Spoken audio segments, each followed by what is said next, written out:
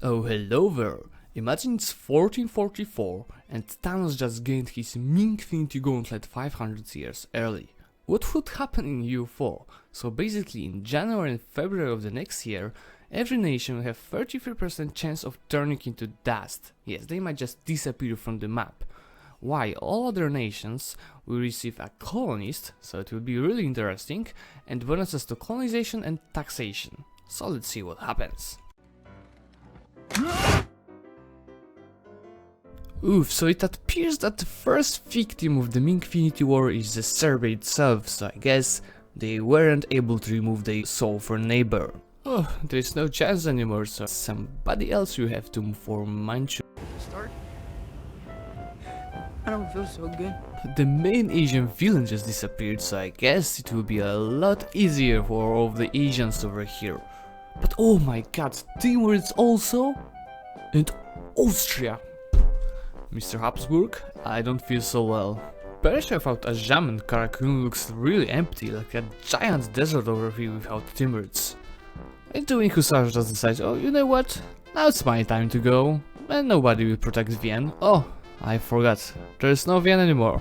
I guess Vijayanagara is the nation to get the Tale of Two Families achievement over here in India. This is not okay. This needs to stop now. West Africa is going to be one huge battle royale without Mali over there.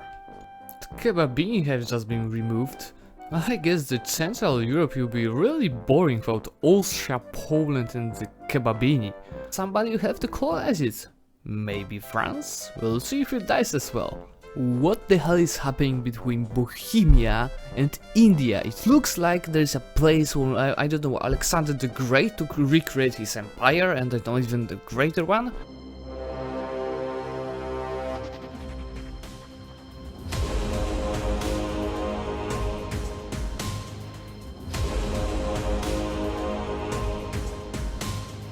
You can see the nations are already colonizing everything around. England is going into next to Calais. We've got in Stockholm there is Pomerania. Zlewikk is in the capital of Norway. Mazovia is connecting its lands. Silesia decided that it's going to go into Poland, so maybe they will even form it in later. We've got Ragusa in Constantinople. Albania in the terrains of the Ottomans. It seems pretty ironic. In Macedonia there's Siena, Genoa in the Asia Minor. We got Athens expanding their lands, and even Florence in Achaea. So I think the whole campaign over here will be really interesting with this whole colonization. I'm really hoping to see Silesia expand over here. That would be really great to see. And we've just had a first natural victim in our game, because Mazovia has just been eaten mostly by Teutonic Order over here. You can see they're trying now to colonize Przemysl, but I don't think it's going to end friendly for them. France just defeated England, you can see in the war. But English still have a few provinces in Europe, and they are trying to colonize Picardy at the moment. In the meantime, I've seen that we've got something interesting on the map, because even the nation disappeared, the building stayed in the provinces. So we've got forts in Hungary and the Balkans. I was really hoping for Athens to recreate the Byzantine Empire, but you can see there are no Athens anymore. There is a race over here between Bavaria and Naples to regain Vienna for themselves.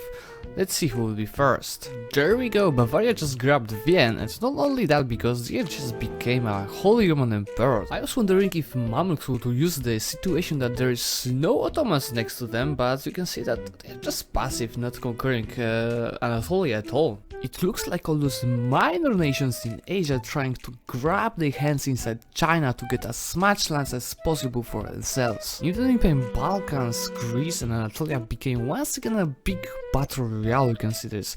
Out of Venice, we've got Naples, we have a great Albania, the Knights conquered Constantinople, Genoa conquered a bunch of Anatolia alongside with Aragons. Tyrant is just like, look at me, I'm Norway now. Middle East looks like one big group of random nations spreading around. You can see Mazaradan, Luristan, Sistan, Gilan, Ardalan, His, Kaifa. Yeah, they're going maybe for the achievements.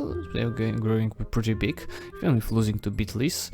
Yeah, and Shirvan is a giant over here. Maybe they will connect with Strasdog Zayana and create one big blue blob. Great news, guys, because you can see there's no shogunate in Japan. Why? Because because mainly Shogun just disappeared by a snap. And nobody's even trying to colonize Kyoto over here. Scandinavia looks really weird. You can remember Triangle as Norway, Pomerania is Sweden, while Denmark colonized Finland, so Finnish are still not free, unfortunately. We've got a long Moldavia over here. I'm really happy that they conquered most of Crimea and even provinces from Lithuania over there. There will be definitely not much Siberia to be colonized by Russia over there, because Oirat, Nogai and all the hordes are really quickly colonizing those provinces. While Moscow decided that, oh, you know what, if I can't colonize Siberia, I will colonize Lithuania. So we had to wait until the 16th century for the first Japanese nation to colonize Kyoto. And it was of course Toki, which you can see even with only 291 settlers, they already were able to make Kyoto their capital. The knights probably have seen that the Mamluks are completely passive in this gameplay, so saying that they attacked Karaman, which are allied to the knights, and you can see what's happening over here. It's such a close battle where I guess the knights will be defeating Mamluks. Oof, no, that was loose. And I guess the knights are not that strong as they seem to be. And even Constantinople is not their capital. Oh, come on, what are you waiting for? You got 49% of the war score. You were losing a battle against Mamluks, which have twice as much numbers as you, and you're just going and trying to lose again. This is not going to finish happily for the knights. Oh yeah, I'm pretty sure about that. Excuse me, Raimund de Robat Pulduk. Are you drunk? Are you drunk? The knights. Oh. Ooh. What? What? They just won against 45,000 of troops? Okay. No more comments from me on that. The knights are... they are just drunk. Now they were losing battle after battle. They are walking with one stack without a general. Oh. Okay, they are not that drunk as they seem to be, because they just pissed out Karaman. I think that, yeah, they just left them in one province, so... they are recreating Byzantium.